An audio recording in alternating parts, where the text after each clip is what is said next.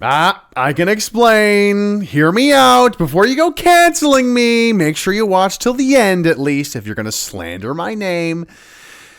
Kanye's been up to some activity, okay? And I feel everyone is reacting to this in the most predictable, sort of obvious and safe way. Kanye West has totally gone insane. Is this another manic episode? Wow, this guy has truly lost it. It's almost like people are using this opportunity to make it about themselves and how virtuous and how not crazy they are. I condemn the current thing. Do you disagree with what Kanye said? Oh my God, that is so amazing of you. That is honestly so inspiring. It's like everyone is writing this obligatory LinkedIn post. I was watching the Super Bowl and I saw what Kanye tweeted and I'm sorry, I really, as a professional, are people not sick of this yet? You know, maybe I'm crazy. Maybe I'm giving him too much artistic license with his tweets. Or maybe when people say things and talk shit, maybe we shouldn't take it so seriously. Maybe we should be more concerned about, horrific actions, criminal, immoral behavior, reprehensible acts, bad acts, and not so much the bad words. Kanye saying, I love Hitler, free puff, or here's some porn I like, or I hit women. Maybe spouting off and saying wild shit actually isn't that harmful. Are you serious, Greg? He says that he literally beats women. Did you know that Chris Brown has beaten over 12 different women? Chris Brown's cool. He can sing and dance, right? Nobody cares about the actual beating of women. This is my whole point. We focus more on the bad words and not the bad actions. Personally, I think there is a profound lesson in all of this. And whether Ye was intentional with this or not, whether God is working through Ye or not, I personally had a blast reading his tweets because I found them funny, horrifying, shocking, confusing, insightful, offensive. This sounds like a human being with all of their flaws. But everyone else says, oh boy, that Kanye, that's not good for his social credit score. That's not going to be good for his public relations. Ooh, how is he going to explain this to the Jewish community or to women or his fans? Everyone has become a PR person. And I think Ye's point in a nutshell is, I don't give a fuck about any of that. I am an American and I have free speech and I'm going to use it. We live in a democracy. We live in a free country. These terms get thrown around a lot by politicians and news pundits, and I feel like they don't even really know what it means anymore. When Trump contested the election results in 2020, that was a threat to democracy. Then when he gets elected in 2024, that's a threat to democracy. The cornerstone of a free democratic society is free speech, the First Amendment. We know this. And from where I'm standing, Ye, formerly known as Kanye West, is the only person fully exercising his First Amendment rights. And being one of the most popular superstars alive on the planet right now makes his recent Twitter storm or X posts very entertaining and culturally important. I live in Canada, and our free speech has been under threat here with the bill that they were trying to pass where you could be arrested for intensely disliking something. In this bill, they said that you could go on house arrest if somebody thinks that you might say something hateful. This was tabled. This was in its second reading in the Canadian Parliament. I'm an artist myself. I'm also interested in politics. I was concerned about this, so I started a campaign saying savefreespeech.ca. I note, and I'm not here to talk about that, but I noticed how the fight for free speech only happens when things get uncomfortable. You know, we're not fighting about, ooh, is it Kendrick or Drake? Oh, do you like ice cream or do you like pizza? No, it happens when we're talking about Israel-Palestine. Are these people genocidal? Are those people genocidal? Are we allowed to dehumanize people? That person's allowed. Why isn't that person? That is where the fight for free speech happens, not in some safe space. The other thing I noticed while doing this campaign is there are so many people who do not even use their free speech. They are afraid for various reasons. Maybe it's their social credit score, their public relations, their job. What will people think? And I think it's so funny because growing up, wasn't the generic wisdom from our parents, don't worry about what other people think, just be yourself. Speak your mind. Tell the truth. And now in the age of social media, political correctness, LinkedIn, well, you can't say that, you can't say this. I think over the course of the last decade, with the rise and normalization of smartphones, this has been baked into our psyches. And I do not think it's a good thing. I think it's actually anti-human. We're taking on our perfect narcissistic social media avatars, and it's not healthy. So when I saw Ye go on this Twitter storm, or a blitzkrieg of tweets, if you will, I found it very refreshing.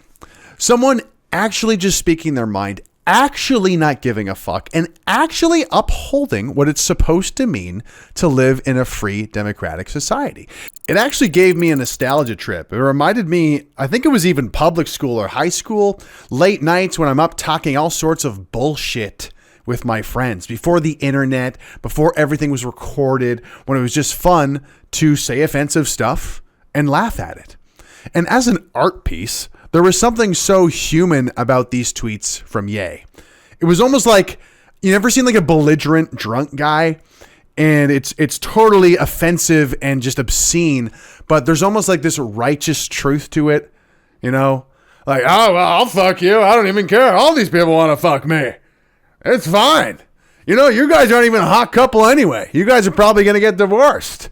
It's shocking, offensive. There's something endearing and authentic about it.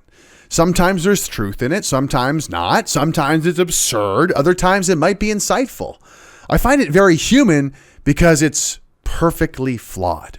I can't believe you're saying this. It's offensive. He hates Jewish people. He hates women. He posted porn.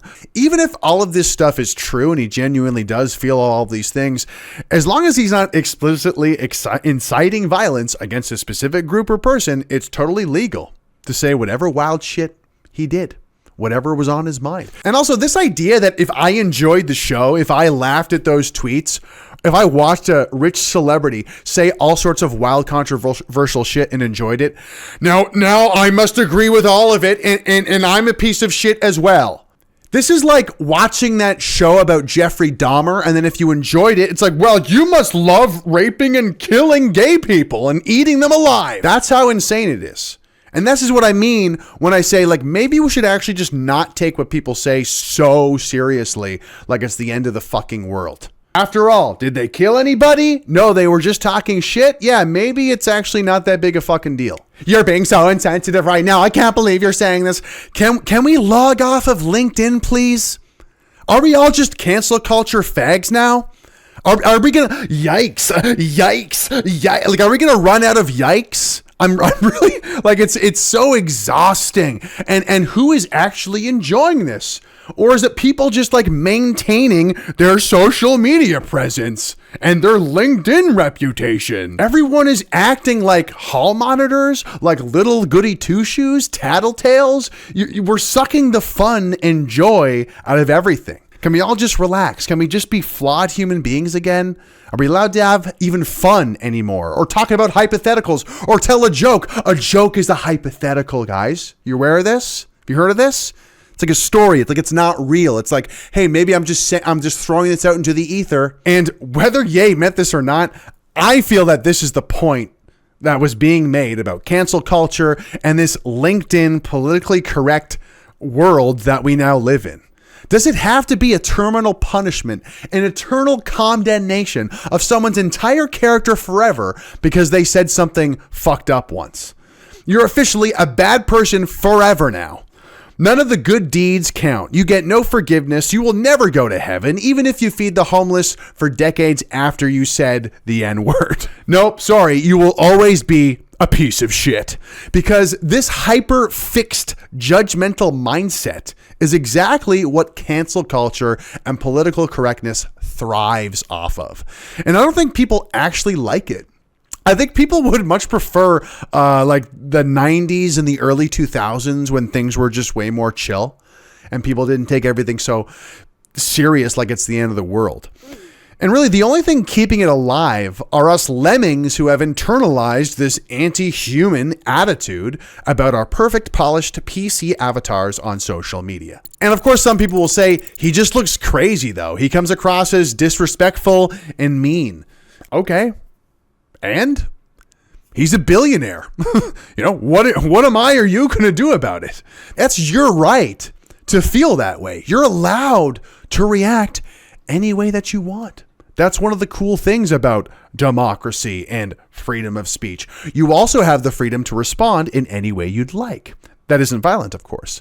What's notable, though, is, like I said at the start, don't you think it's weird that the popular sentiment has been a wholesale condemnation? Well, you can't do that. I can't believe that. I can't keep defending this guy. And also, if you're a free market guy, the market gets to respond to what Ye says.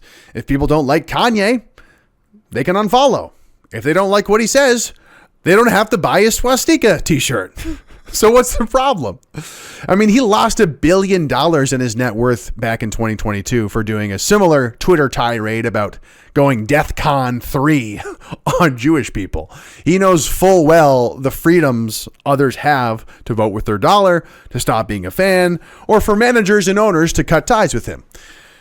Now, I'm not going to say the background of the managers and owners who cut ties.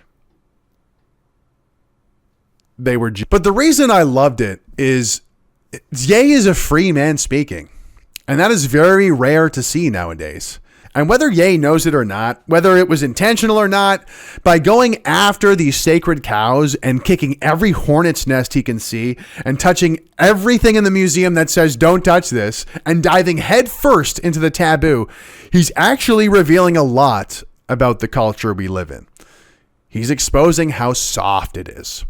How fearful it is. That's on the left and the right. Jew, non-Jew, Christian, Muslim, atheist, he offended everybody. His tirade helps show how much red tape there really is, how owned we all are, how programmed we all are to be passive, or as he would say, how pussy people have become.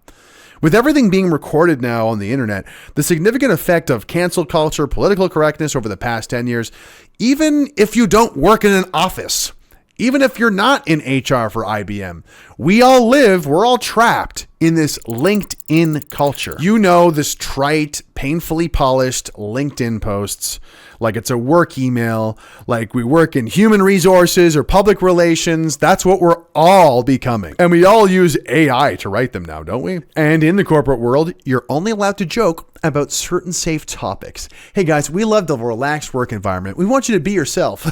But if you fucking say anything, you will be fired or disciplined. But you can, hey guys, totally be yourself. Okay? This is totally human and normal. Everyone's going to act like this now. Thank you for being a human being. You have to toe the line at work or in a lot of social circles.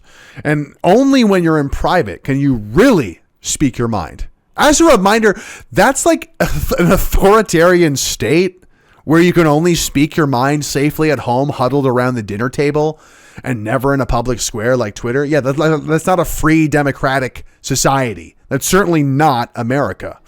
How long has this been the case across society? As if we all have to be a respectful professional, make sure we don't hurt the sensibilities of anyone in the workplace. Of course, this doesn't apply to blue-collar workers. We all know this. But like we have to constantly be working our public relations on how we present and express ourselves to the rest of society. And as someone who makes content online, this is real, unfortunately. You cannot escape it. People will always hyperanalyze and criticize and try to cancel you. But what's been the result? Adding social media everywhere, having this absurd expectation of political correctness where we can't offend anybody. Is this how human beings are supposed to live? To not express their frustrations fully, to not express their anger, happiness, joy, sadness, elation, for better or for worse. You know that someone's always going to get offended, right? Like no matter what you say or do, someone will always find a way to be offended. None of this is natural. And it leads to not just censoring our words, but eventually our thoughts. And we stop being able to think clearly or speak with any amount of articulation. This is the LinkedIn culture. I don't think it's a good thing. I mean, look around. Are things getting better? Rising suicide rates, homelessness, crime, stupidity, obesity, STIs, divorce rate, OnlyFans, and porn usage at an all-time high, depression at an all-time high. Are we afraid to speak out on these problems? Or maybe the people speaking out on these problems are actually too offensive. Oh, they're racist. They're sexist. That's not respectful towards sex workers or homosexuals or women or trans people. You see how this LinkedIn culture actually prevents us from even talking about the problem anymore, let alone solving it? If you're faced with a messy room, you're Asmongold, and there's trash everywhere, you're going to get your hands dirty. Having political correctness there is like having some little goody two-shoes and marking you. And okay, well, you have to clean it up, but, don't get your hands dirty. I don't want to smell bad.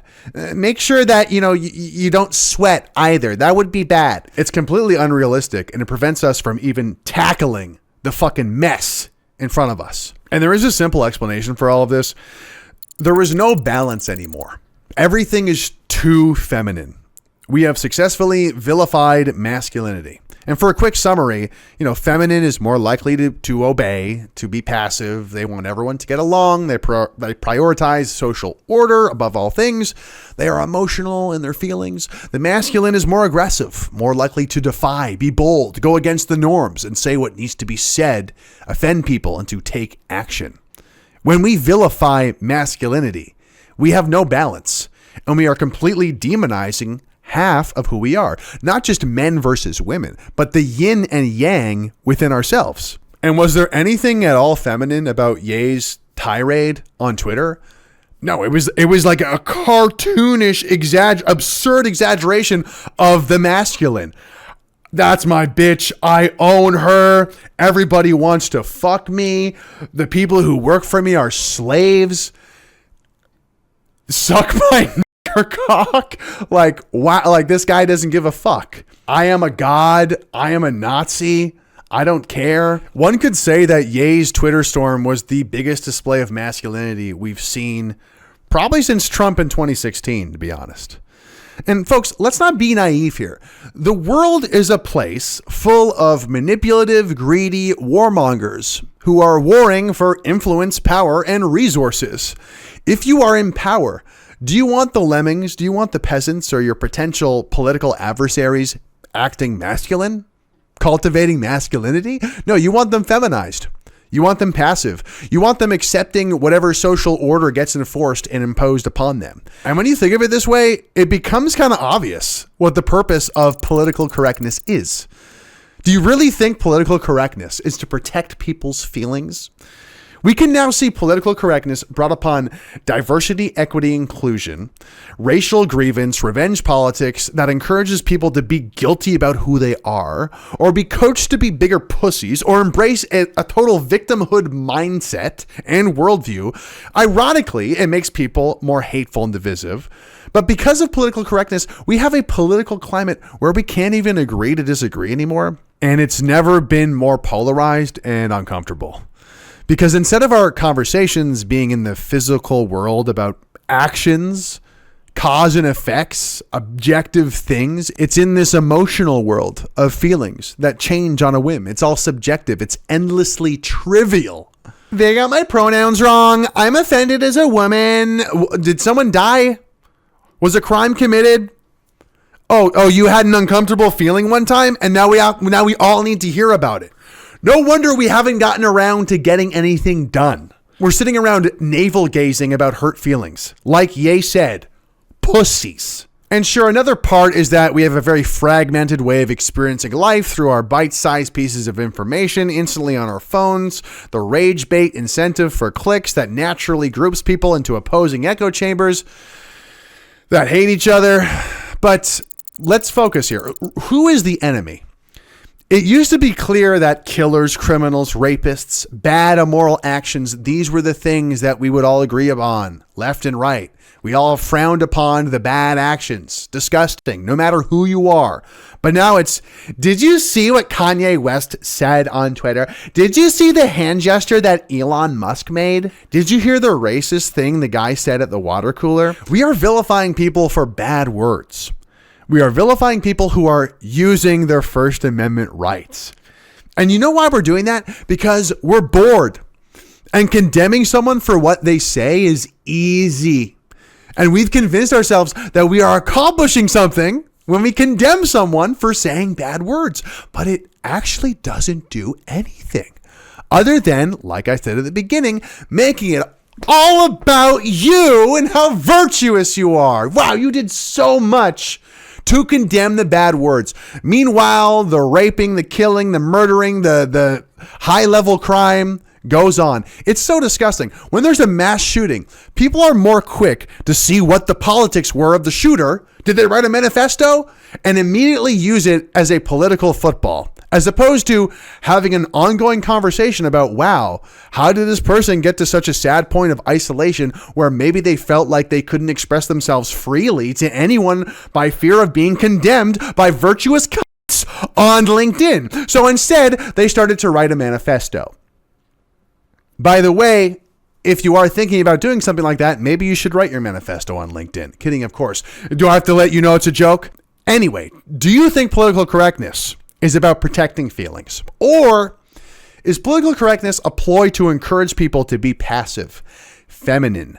Don't be too aggressive to offend anybody. Don't be masculine in your thinking. Don't be courageous. Don't be brave. No roughhousing. Just bottle everything up. Shut the fuck up. Don't get mad. Don't be too happy in the wrong way. Don't think this way. Don't think that way. And although they say that the woke is dying, Ye's tweets and the reaction to him has proven that it is not at all. His website got shut down off of Shopify. We still live in this LinkedIn culture of political correctness. You better always be respectful and professional and not offend anyone's sensibilities. So we're less compliant towards the crazy trannies who want to indoctrinate kids, but we're still right there on the LinkedIn culture. Still politically correct as ever. Still pretty fucking woke, if you ask me. And I'm sure the clever Redditors watching this will say, there's no need to be an asshole, though.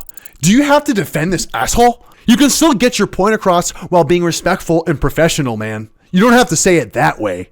Do you remember during COVID lockdowns where being told to wear a mask for your safety, getting an injection for your safety, you can't get on a plane or a train for your safety, you can't leave the country, you're putting everyone in danger. They dehumanized, especially in Canada, they dehumanized anyone who was unvaccinated. They wanted to tax them. Sometimes unvaccinated people still don't get organ transplants and die. But don't worry, because they were nice and polite. And they've been nice and polite. They've been respectful, right? While dehumanizing people to the point of death.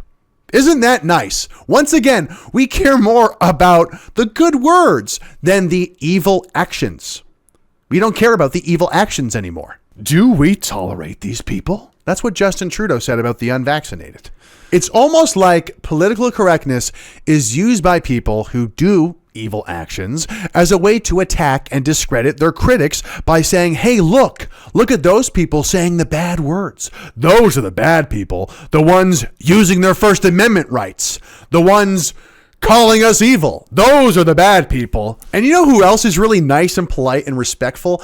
Ben Shapiro, Gad Saad, Ezra Levant, all of these Jewish conservative influencers who have basically justified killing and displacing Palestinian women and children. But they were so respectable and professional and nice in the way they said it. Isn't that great? They made it in a LinkedIn post. Hey guys, we're annexing Gaza. Smiley face. So if it's told in a nice way, no one cares about the bad actions. It gets justified because it was told in a respectable, professional way. And anyone disagreeing, well, they are anti-Semites. They're the ones that hate and they're the ones that want to kill. Pay no attention to the actual killing going on. And if this is making you feel uncomfortable, good. If you're offended, great. You know, people are still way too uptight. And if we want society to actually heal and grow and get better, the pearl clutching needs to stop. This era needs to actually end. I'm tired of seeing all these MAGA conservatives parade around like the woke is over. No, political correctness came first, and that's never been stronger and more powerful, and Ye has helped prove that with his shitstorm. But getting rid of political correctness is not going to be easy, folks. People cling to it because it gives them power. I am part of an oppressed group. I will use emotions and hurt feelings as a weapon. Don't you dare take that weapon away from me. There's podcasts, book series, all dedicated to this. And I might add, what exactly are the positives from podcasts like this? Is it not like bored upper middle class white women stewing in their own self-indulgent emotional soup? What good has come of any of this other than a booming business for therapists in Brooklyn and big pharma selling lots of antidepressants? Can we instead focus our moral condemnation on actual real criminals and actual bad, evil behavior, please? Instead of the hurt feelings. It's pretty fucking basic. But it's going to be tough. It's happening at every level of society, especially in the corporate world. But to put it in perspective, I wonder how many rapes happened during Ye's Twitter spree.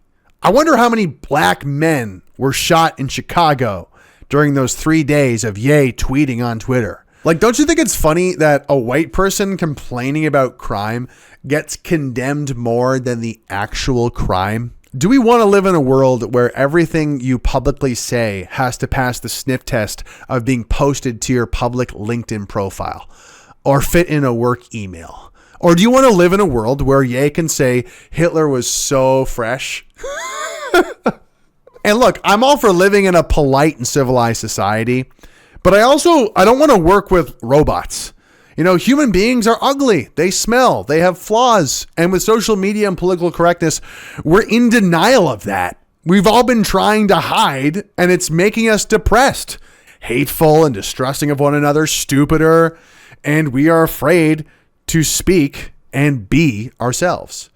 It's anti-human. And I find it so ironic because this sentiment of like, yikes, Kanye, usually comes from people who appreciate art and the fallibility and tragedy, redemption, and the many faces of the human condition and how beautiful the ups and downs are. But for some reason, when it delves into the area of a political topic, something politically incorrect, now we're all uncomfortable. And it's controversial. All of a sudden, there's all these alarm bells and we need to enforce the political correctness rules because we're all on fucking LinkedIn.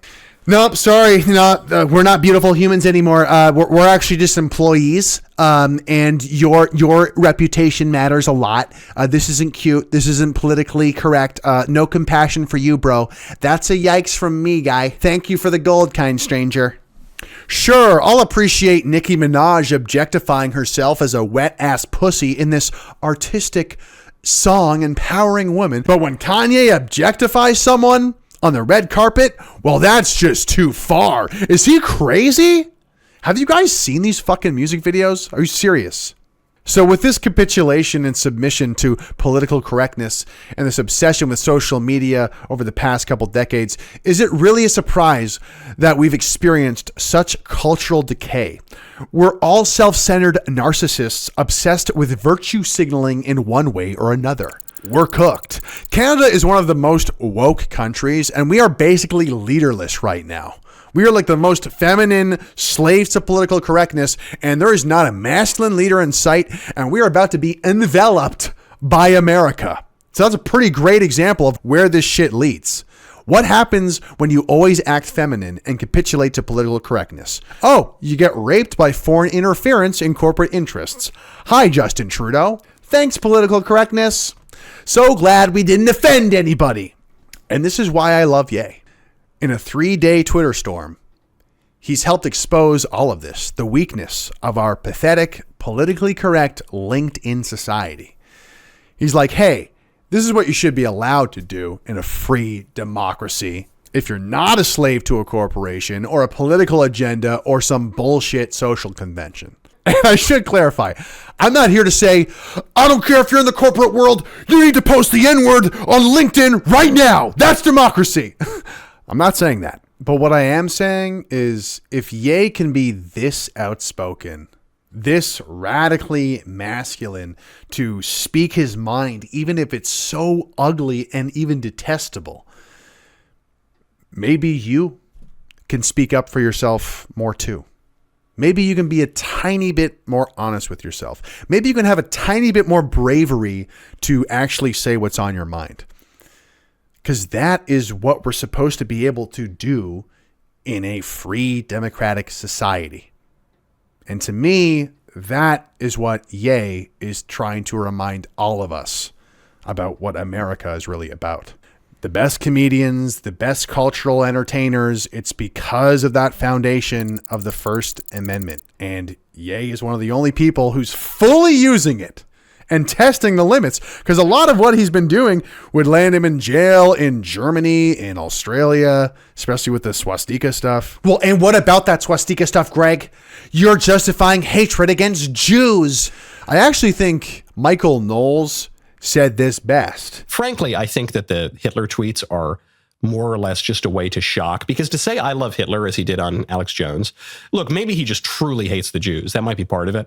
But part of it also is that in the modern mythos, Hitler is understood as the embodiment of evil. So the most shocking thing you can possibly say is I love Hitler. Interesting, though, because back in the day, the most shocking thing you could say that would be morally reprehensible would be say, I don't believe in Jesus Christ. I think Jesus is fake. And now that's kind of like the standard, like not believing in God. That's like totally Reddit tier norm, that like everybody is kind of there in this secular society. There are a number of other dictators who have killed millions and millions of people like Hitler, but for whatever reason, Hitler's the swastika that just happens to have the monopoly on what is the most evil. I'll save that for another video, but it's interesting nonetheless. And guys, I'm not here to say, yeah, hate is good. We should hate each other more. Yeah, I like when people's feelings are hurt. But I am saying we need to stop taking what people say so deathly seriously. As I said at the beginning, there are Western countries that are losing their free speech. And if you look at history, censorship has never led to anything good. And back to the more human note. Yes, the internet is forever, but when we internalize that, we might be too afraid to even speak our minds to begin with. And where does that lead? Ye did delete his Twitter in the end. He logged off and deleted his account. And you can only find screenshots now, which I think is kind of representative of our oral culture, the spoken word, the most basic form of human interaction. It's here and then gone. In an instant, the feeling only echoing in our heads. And as someone who really cares about art, being in the world of politics, the number of things you're allowed to say is still getting smaller on the left and on the right, both echo chambers. And I think the takeaway from Ye's Twitter storm is, why can't we speak freely anymore? Why don't we speak freely anymore? Are we all slaves? I saw something that Nick Fuentes said on his show that I thought was interesting.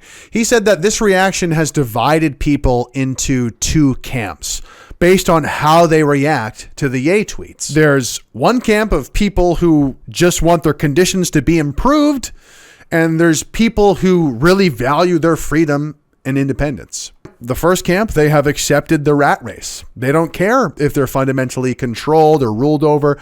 They just care about their pensions and their jobs, and they just want to prosper. Just leave me alone. Let me be obedient. Let me pay less taxes.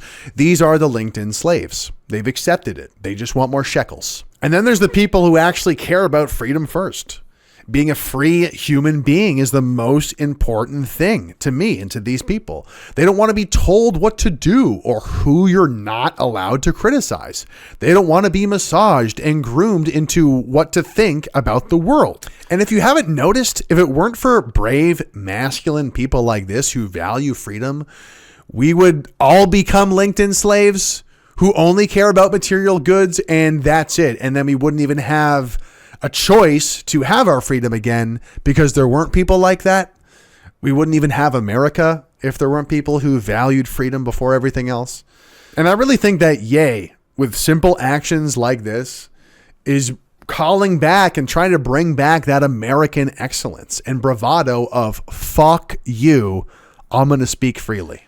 And I'm kind of jealous of that as a Canadian. We're not really that free in Canada. It depends on who you are if you have freedom. It depends on what your opinions are. I'm actually making a documentary right now telling the story of some of these persecuted Canadians who have either been thrown in jail or lost their jobs simply for their opinion on various things like vaccine mandates or the gender ideology in schools. If you want to check that out, you can see the fundraiser below. A trailer is going to be dropping soon. But yeah, that's my thoughts on that. Thank you for watching. Talk to you soon. Every time I say something that's extremely truthful out loud, it literally breaks the internet. So what are we getting all of the rest of the time?